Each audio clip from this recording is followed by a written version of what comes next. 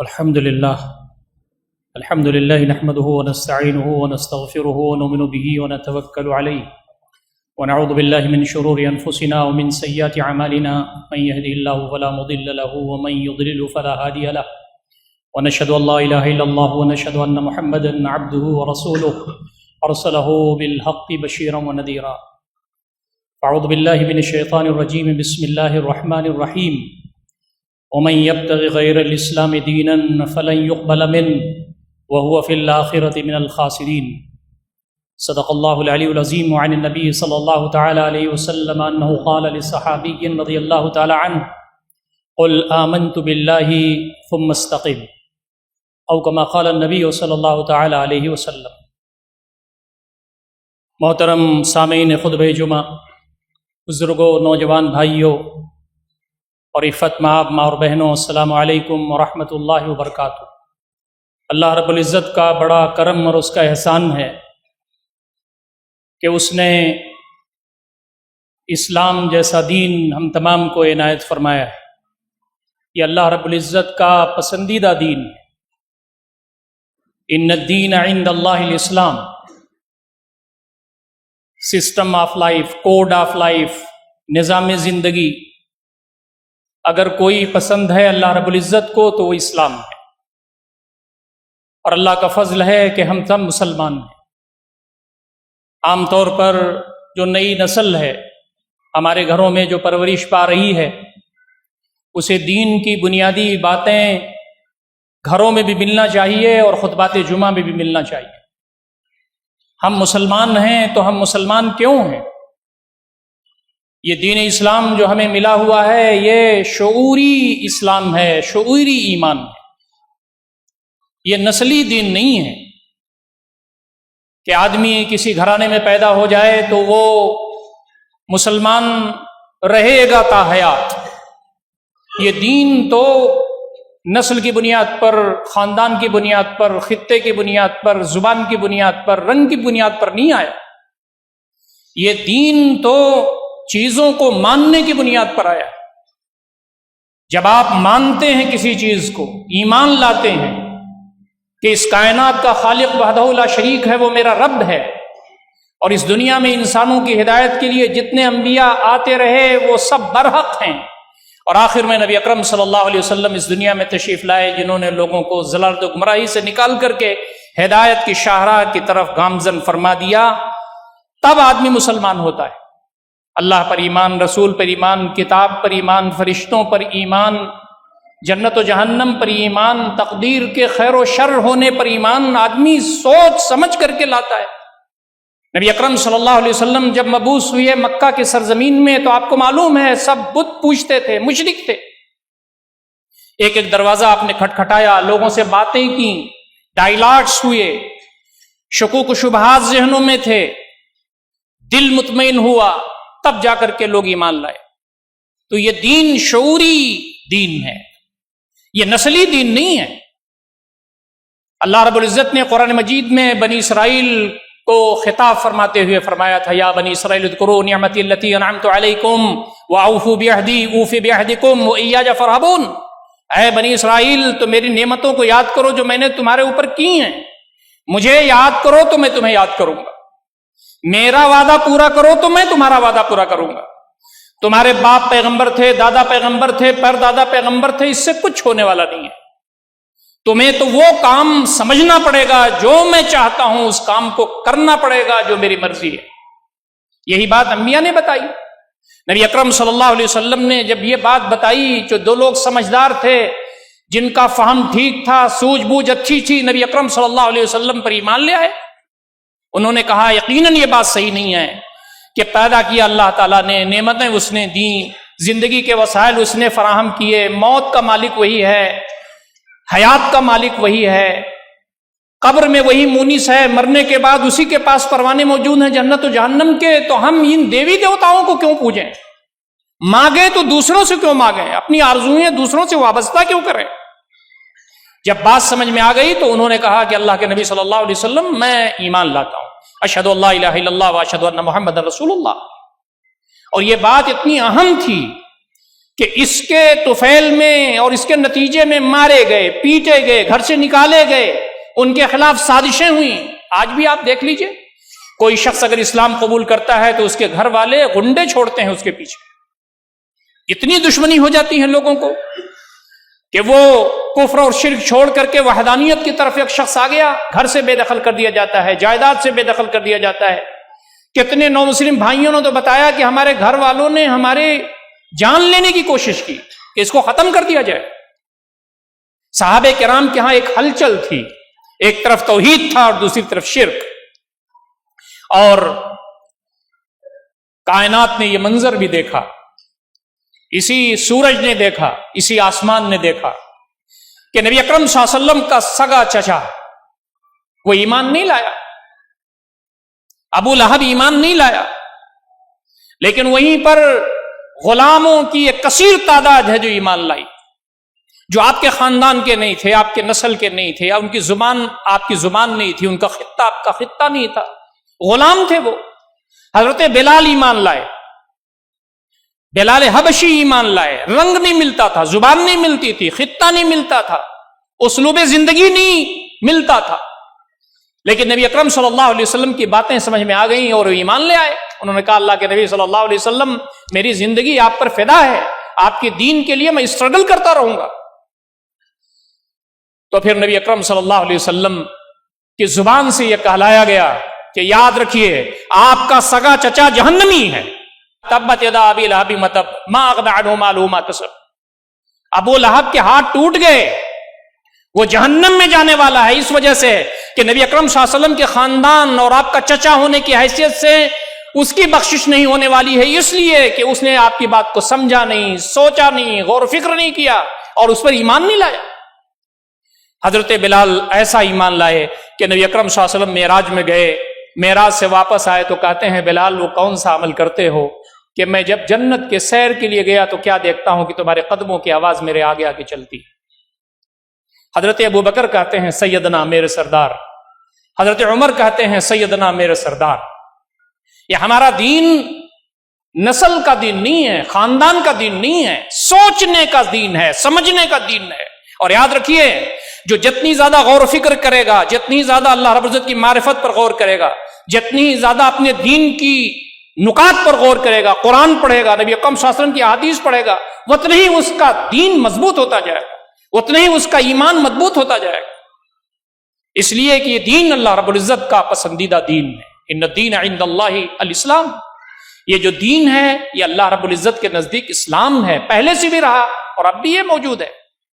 اور یہ آپ کو معلوم ہے کہ نبی اکرم صلی اللہ علیہ وسلم کے ذریعے اس کی تکمیل ہوئی. الیوم اکملت لکم دینکم واتممت علیکم نعمتی ورضیت لکم الاسلام دینا. عرفہ کے میدان میں آیت نازل ہوئی، میں نے آج تمہارے دین کو مکمل کر دیا. نبی اکرم صلی اللہ علیہ وسلم کے ہاتھوں دین مکمل ہو گیا. اب کسی عالم اور کسی بابا اور کسی پیر اور کسی ولی کی ضرورت نہیں ہے، آپ کے ذریعے دین مکمل ہو گیا. آپ نے کہا تھا میں اس دنیا سے جا رہا ہوں لیکن تمہارے درمیان دو چیزیں چھوڑ کے جا رہا ہوں. ترکت فیکم امرین لن تضلوا ما ان تمسکتم بہما کتاب اللہ و سنتی. میں اس دنیا سے جا رہا ہوں لیکن دو چیزیں تمہارے درمیان چھوڑ کر کے جا رہا ہوں، اگر مضبوطی سے ان کو پکڑے رہو گے تو کبھی بھٹک نہیں سکتے. دین آپ پر ختم ہو گیا، ساری نعمتیں مکمل ہوئیں اسلام کے اتمام پر. دوستوں اور ساتھیوں، اس کو ہمارے نوجوانوں کو بھی جاننے کی ضرورت ہے، ہمارے بزرگوں کو بھی اس کے اعادے کی ضرورت ہے. ہم نسلی مسلمان نہیں ہیں، شعوری مسلمان ہیں. نسلی مسلمان کی کوئی اہمیت نہیں ہوتی. جیسے اہل کتاب کے بارے میں کہا گیا کہ تمہارے باپ دادا پیغمبر تھے، اس سے کچھ ہونے والا نہیں ہے، تمہیں ثابت کر کے دکھانا ہوگا. ہم امت مسلمہ کے فرزند ہیں لیکن ہمیں معلوم ہونا چاہیے کہ دین کیا ہے، ایمان کیا ہے، اللہ رب العزت کی مرضی کیا ہے، قرآن میں کیا موجود ہے، نبی اکرم صلی اللہ علیہ وسلم کی تعلیمات میں کیا موجود ہے. وَمَن يَبْتَغِي غَيْرَ الْإِسْلَامِ دِينًا فَلَن يُقْبَلَ مِنْهُ وَهُوَ فِي الْآخِرَةِ مِنَ الْخَاسِرِينَ. اسلام کے علاوہ جو کوئی دین چاہے گا، system of life, code of life, وہ قابل قبول نہیں ہوگا، وہ قیامت کے دن خسارہ پانے والے میں سے ہوگا. کوئی یہودیت اپناتا ہے تو اللہ رب العزت خوش نہیں ہوگا. اس لیے کہ حضرت موسیٰ علیہ السلام کا دور ختم ہو گیا اور نبی اکرم صلی اللہ علیہ وسلم کے آنے کے بعد حضرت موسیٰ علیہ السلام کی جو تعلیمات تھیں اس کی تجدید نبی اکرم صلی اللہ علیہ وسلم فرما دی اور اس کی توسیع فرما دی. تورات میں انہوں نے تحریفات کر کے اس کو اصلی حالت میں رکھا نہیں، اسی لیے دوسرے نبی کے آنے کی ضرورت پڑی. اب کوئی اگر یہودی ہے تو اللہ رب العزت کو اس کا دین پسند نہیں ہے، کوئی عیسائی ہے تو اللہ رب العزت کو اس کا دین پسند نہیں ہے. کسی کو بھی اللہ رب العزت کی مرضی اگر حاصل کرنی ہوگی تو اسے مسلم ہونا پڑے گا، اور وہ مسلم ہونا پڑے گا جو نبی اکرم صلی اللہ علیہ وسلم نے بنایا، جو صحابہ کرام جس کی مثال تھے اور آپ کی تربیت میں وہ رہے. دوستوں اور ساتھیوں، یہ جو دین ہمارا ہے، یہ دین ہمارا پوری زندگی میں تبدیلی چاہتا ہے. یہ دین جس کو نبی اکرم صلی اللہ علیہ وسلم لے کر کے آئے، یہ انقلابی دین ہے، پوری سسٹم کو بدل دینے والا دین ہے. دنیا نے بہت سارے انقلابات دیکھے ہیں. کوئی انقلاب معاشی تھا، کوئی انقلاب سیاسی تھا، کوئی انقلاب سماجی تھا، کوئی انقلاب کسی اور عنوان پر تھا. لیکن نبی اکرم صلی اللہ علیہ وسلم نے مدینہ اور مکہ کی زندگی میں جو انقلاب برپا کیا، وہ انقلاب ملٹی ڈائمینشنل تھا، وہ انقلاب ہمہ جہت تھا. نبی اکرم صلی اللہ علیہ وسلم نے جب دین پیش کیا اور لوگ ایمان لانے لگے تو ان کا اٹھنا، ان کا بیٹھنا، ان کا چلنا، ان کا پھرنا، ان کا بولنا، ان کی گفتگو، ان کی معاشرت، ان کی معیشت، ان کے لین دین، ان کے ساتھ شادی بیاہ کے طریقے، ان کی عبادات، ان کے معاملات، زندگی کا کوئی بھی حصہ ایسا نہیں بتا جس میں انقلاب برپا نہ ہو گیا. کل جب وہ بتوں کو پوجتے تھے تو ان کی زندگی دوسری تھی، لیکن جب اشہد اللہ الہ الا اللہ و اشہد ان محمد رسول اللہ انہوں نے کہا تو ان کی زندگی اکثر بدل گئی. کمپلیٹلی انقلاب آ گیا، کمپریہنسو تھا یہ انقلاب نبی اکرم صلی اللہ علیہ وسلم کا. زندگی کا کوئی چھوٹا سا بھی حصہ، چلنے کے آداب، بولنے کے آداب، سلام کے آداب، بیت الخلاء میں داخل ہونے کے آداب، گھر میں داخل ہونے کے آداب، ازدواجی زندگی کے آداب، زندگی کا کوئی بھی اینگل، کوئی بھی زاویہ ایسا نہیں چھوٹا جس کے بارے میں نبی اکرم صلی اللہ علیہ وسلم نے انقلاب برپا نہ کر دیا ہو. ادھر کفر تھا اور شرک تھا، ادھر اسلام تھا. ان کی زندگیاں دیکھتے تھے لوگ، اور دوسری طرف ان کی زندگیاں نکھری ہوئی تھیں، اور خود وہ زندگیاں دین اسلام کو آگے بڑھانے کا ذریعہ بنی. تیسری بات جو بہت ہی اہم ہے وہ یہ ہے کہ دین اسلام کے ماننے والے وہ ہمیشہ اسٹرگل کی پوزیشن میں رہتے ہیں، ہمیشہ جوہد عمل کی پوزیشن میں رہتے ہیں. ان کا معاملہ صرف کسب معاش نہیں ہوتا، ان کا معاملہ صرف افزائش نسل نہیں ہوتا، ان کا معاملہ صرف گھر بنانا نہیں ہوتا، ان کا معاملہ صرف اپنے اعزا و اقربا اور خاندان کو منظم کرنا نہیں ہوتا. نہیں، ان کا کام روحانی ہوتا ہے. ان کا کام اس دنیا میں کتاب و سنت کی روشنی میں جو ان کی ذمہ داری ہے اس کے لیے محنت کرنا ہوتا ہے، اس لیے کہ ان کو بتا دیا گیا کہ اس دنیا میں دو ہی طاقتیں موجود ہیں، ایک ہے رحمان کی طاقت اور دوسری ہے شیطان کی طاقت یا طاغوت. لا اکراہ فی الدین قد تبین الرشد من الغی فمن یکفر بالطاغوت ویؤمن باللہ فقد استمسک بالعروۃ الوثقی لا انفصام لها واللہ سمیع علیم. لا اکراہ فی الدین، دین میں کوئی زور زبردستی نہیں. قد تبین الرشد من الغی، یہ جو رشد ہے نبی اکرم صلی اللہ علیہ وسلم کی تعلیمات ہیں، یہ کفر اور شرک سے الگ ہو چکی. فمن یکفر بالطاغوت، طاغوت کے ساتھ جو کفر کرے، طاغوت کا انکار کرے. پہلے اللہ رب العزت پر ایمان لانے کی بات اس آیت میں نہیں کہی گئی. فمن یکفر بالطاغوت ویؤمن باللہ، لا الہ الا اللہ جو ہمارے کلمے میں ہے وہ اس آیت میں موجود ہے. کہا گیا جو طاغوت کا انکار کرے. طاغوت کا انکار کیا ہے؟ طاغوت ہر وہ چیز ہے جو اللہ رب العزت کے سامنے آ کے کھڑی ہو جائے، یا اللہ تعالیٰ کے حقوق میں دراندازی کرے، یا وہ چاہے جو اللہ رب العزت کا حق ہے. طاغوت، شیطان طاغوت ہے اس لیے کہ وہ اپنی عبادت کرانا چاہتا ہے. آج جو بھی ظالم اور جابر بادشاہ گزرے ہمارے ماضی میں جس کا ذکر قرآن نے کیا، اور آج بھی جو موجود ہیں دنیا کے کونے کونے میں، اور آپ نظر دیکھیں ڈالیں، جو بھی اپنے آپ کو بادشاہ سمجھتا ہے، اپنے آپ کو جو بھی شخص سمجھتا ہے میں کچھ ہوں، چاہے وہ ظلم کرتا ہو، چاہے وہ ذاتی کرتا ہو، چاہے وہ حاکم بنتا ہو، چاہے وہ سمجھتا ہو یا اختیارات مجھے ایسے ہی مل گئے ہیں، تو وہ طاغوت کی سب میں آ جاتا ہے.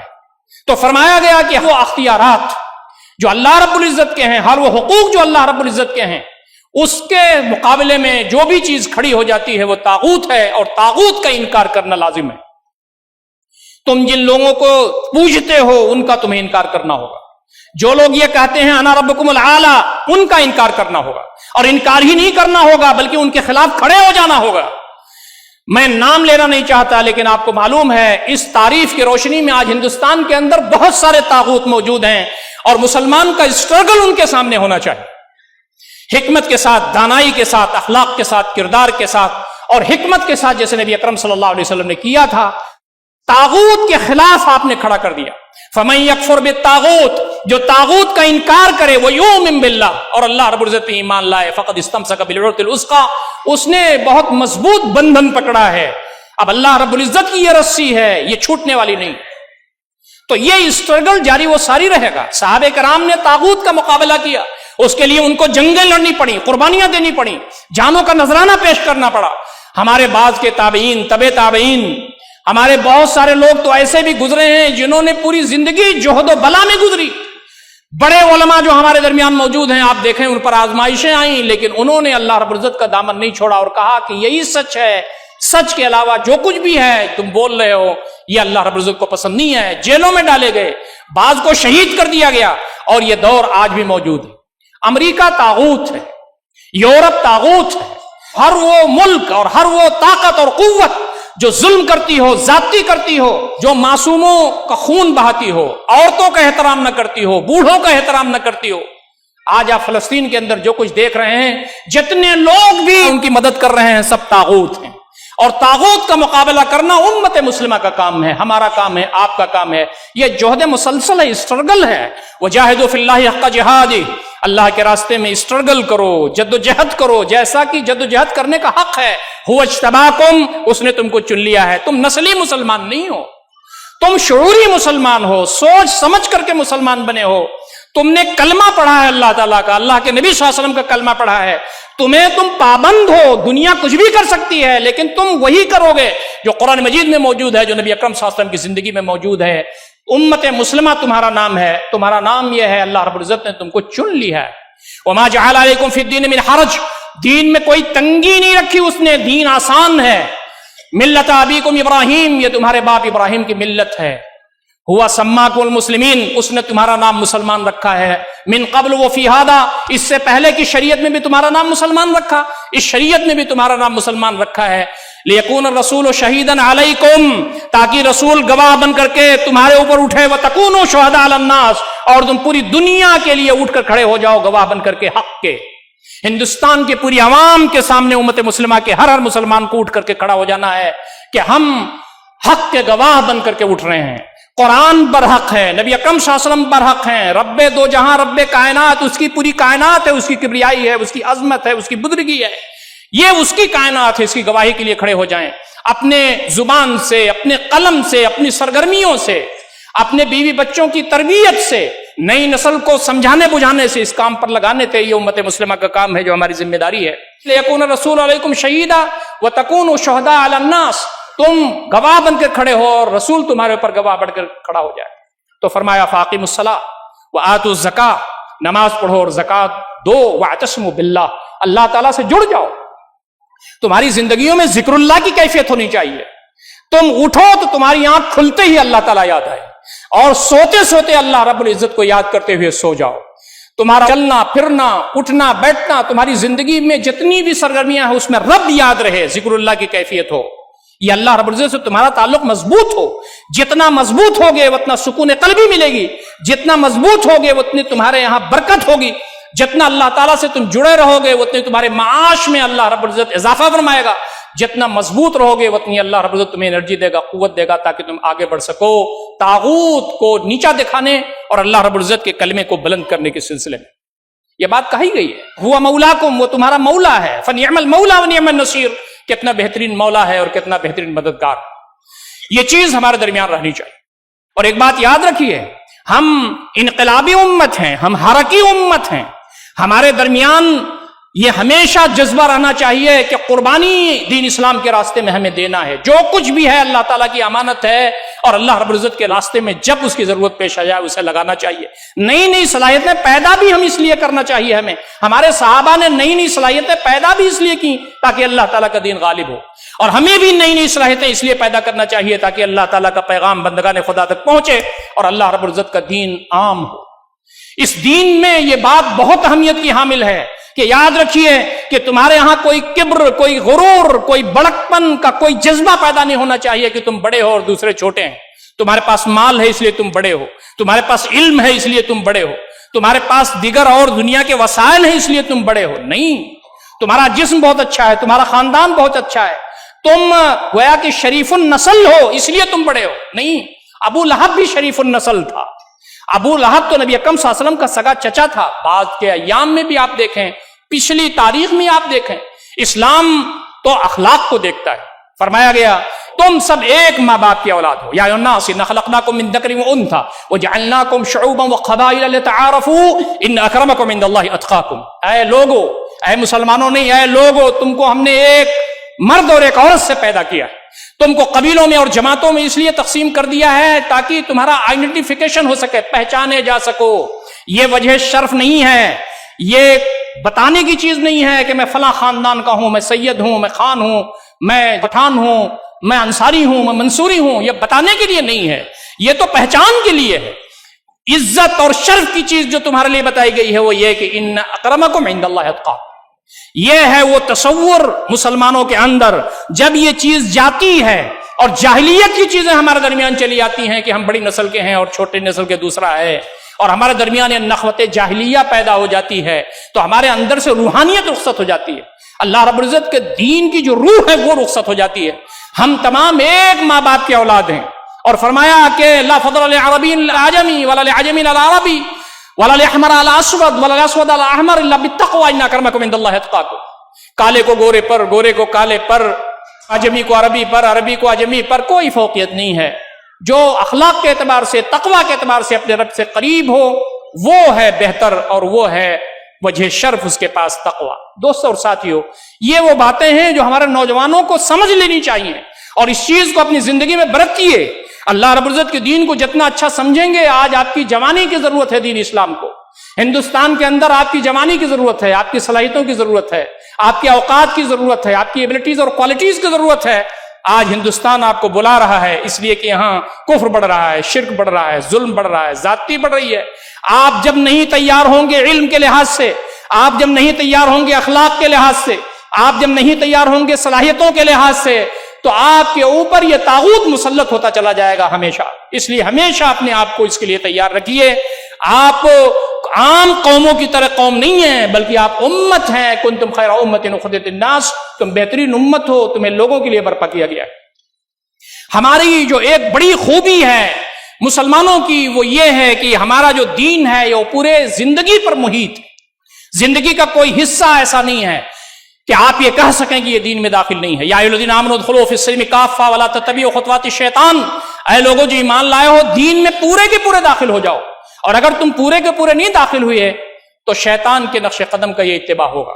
آپ بتائیے, نبی اکرم صلی اللہ علیہ وسلم کے بارے میں عرض کر چکا ہوں کہ نبی اکرم صلی اللہ علیہ وسلم مسجد کے اندر امام وقت کی حیثیت سے, آپ صلی اللہ علیہ وسلم گھر کے اندر ذمہ دار فرد کی حیثیت سے, آپ صلی اللہ علیہ وسلم بہترین مربی اور معلم کی حیثیت سے, نبی اکرم صلی اللہ علیہ وسلم سماج کے اندر سماجی مصلح کی حیثیت سے, آپ صلی اللہ علیہ وسلم بہترین تاجر کی حیثیت سے, نبی اکرم صلی اللہ علیہ وسلم میدان جنگ میں سپہ سالار اعظم کی حیثیت سے, اور آپ صلی اللہ علیہ وسلم مدینہ شریف میں جو اسلامی اسٹیٹ قائم ہوئی اس کے چیف کی حیثیت سے, لقد کان لکم فی رسول اللہ اسوۃ حسنہ, نبی اکرم صلی اللہ علیہ وسلم کی زندگی میں تمہارے لیے بہترین نمونہ ہے.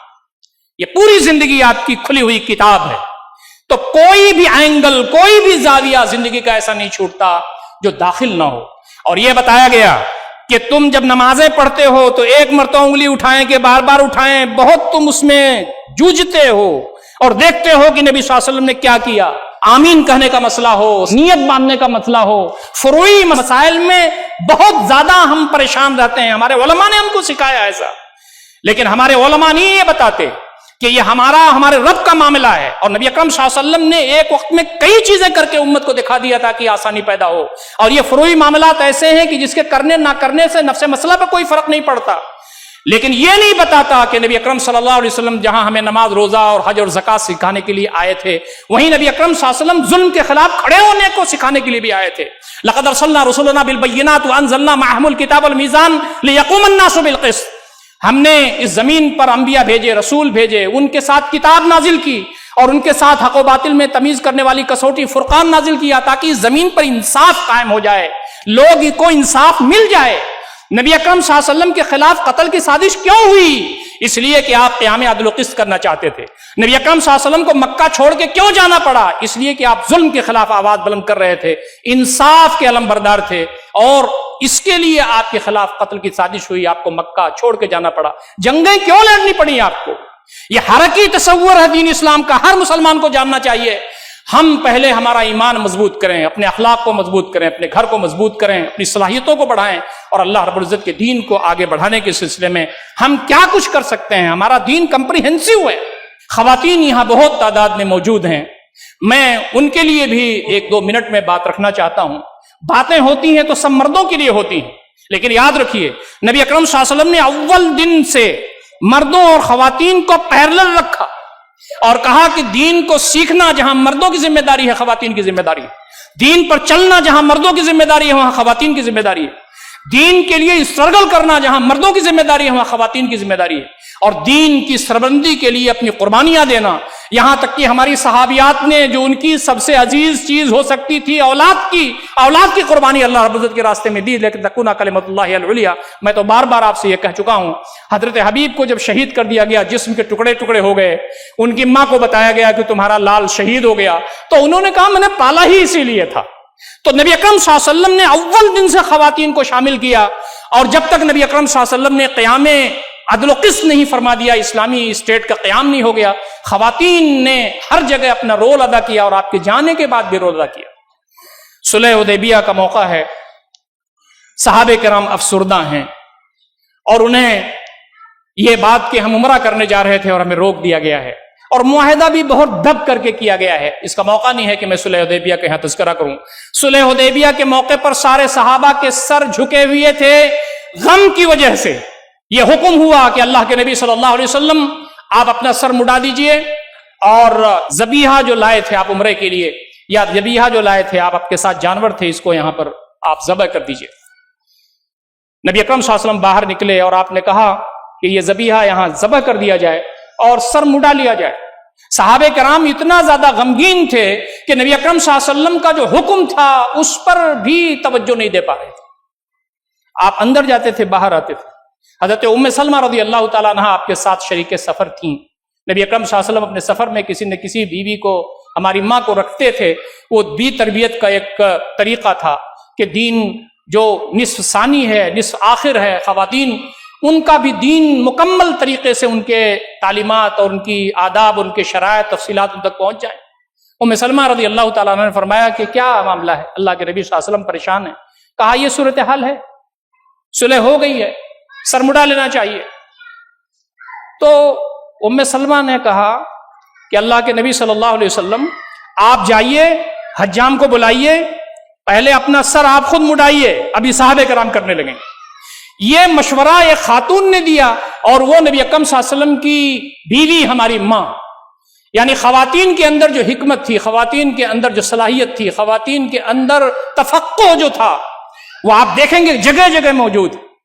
حضرت عمر رضی اللہ تعالیٰ عنہ تقریر فرما رہے ہیں، شادی بہت گراں ہو گئی ہے، مہر بہت زیادہ رکھا جا رہا ہے، شادی کرنے میں پریشانی ہو رہی ہے۔ آپ کہتے ہیں میں یہ حکم دیتا ہوں کہ آج سے 400 درہم یا 500 درہم سے زیادہ، دو روایتیں ہیں، 400 درہم یا 500 درہم سے زیادہ کسی کا مہر نہیں ہونا چاہیے۔ میں یہ آرڈر جاری کرتا ہوں، یہ حکم دیتا ہوں، آج سے اس معاشرے میں کوئی بھی شخص ایسا نہیں ملنا چاہیے جو مہر رکھے 400 یا 500 درہم سے زیادہ۔ خواتین بھی بیٹھی تھیں، تقریر خواتین بھی سن رہی تھیں، یہ حکم جو تھا وہ خواتین بھی سن رہی تھیں۔ راوی بیان کرتے ہیں کہ ایک دراز قد کی عورت کھڑی ہو گئی، اس نے کہا امیر المومنین آپ اس چیز کو لمٹ کیسے کر سکتے ہیں جس کو اللہ رب العزت نے لمٹ نہیں کیا؟ حضرت عمر وہ ہیں جو عشر مبشرہ میں سے ہیں، حضرت عمر وہ ہیں جو خلیفہ دوم ہیں، حضرت عمر وہ ہیں کہ قرآن مجید میں 3 مقامات پر آپ کے موقف کی تائید میں آیات اتری ہیں، حضرت عمر وہ ہیں جن کے بارے میں نبی اکرم صلی اللہ علیہ وسلم فرمایا کہ میرے بعد اگر کوئی نبی ہوتا تو عمر ہوتے۔ ان کو ایک عورت چیلنج کرتی ہے، اس لیے کہ دین سیکھنا، دین پر عمل کرنا، توقع پیدا کرنا۔ نبی اکرم صلی اللہ علیہ وسلم نے جہاں مردوں کو کہا تھا وہاں خواتین کو بھی کہا تھا۔ آپ نے کہا کہ اللہ رب العزت نے یہ بات کہاں کہی ہے؟ اس خاتون نے قرآن مجید کی آیت پڑھی، ان اردتم استبدال زوج مکان زوج وآتیتم احداہن قنطارا فلا تأخذوا منه شیئا اتأخذونه بہتانا واثما مبینا۔ اگر تم ایک بیوی کو بدل رہے ہو، دوسری بیوی لا رہے ہو، اور پہلی بیوی کو تم نے مہر میں قنطار کہتے ہیں پہاڑ کے برابر مال، اگر تم نے دیا ہے تو اس کو واپس نہ لو، مہر میں جو دے دیا ہے دے دو۔ اس میں کہا جا رہا ہے کہ تم نے اپنی بیوی کو اگر مہر میں پہاڑ کے برابر بھی دے دیا ہے مہر تو اس کو واپس نہ لو، یعنی پہاڑ کے برابر بھی مہر دیا جا سکتا ہے امیر المومنین، یہ اللہ تعالیٰ فرما رہے ہیں۔ حضرت عمر نے کہا اصابت امرأۃ واخطأ رجل، عورت صحیح نتیجے پر پہنچی، مرد غلطی پر رہا، میں اپنا فرمان واپس لیتا ہوں۔ یہ ہمارا دین حرکی ہے، مرد بھی سیکھیں، عورتیں بھی سیکھیں، مرد بھی آگے بڑھیں، عورتیں بھی آگے بڑھیں، مرد بھی صلاحیتیں پیدا کریں، عورتیں بھی صلاحیتیں پیدا کریں، اور مل کر کے اپنے اپنے دائرے میں کام کرتے ہوئے اللہ تعالیٰ کے دین کے غلبے کے لیے کام کریں۔ اللہ رب العزت ہم تمام کو ان ساری باتوں پر غور و فکر کرنے، عمل کرنے کی توفیق عنایت فرمائے۔ اقول قولی ھذا استغفر اللہ لی ولکم اجمعین واستغفروہ انہ هو الغفور الرحیم۔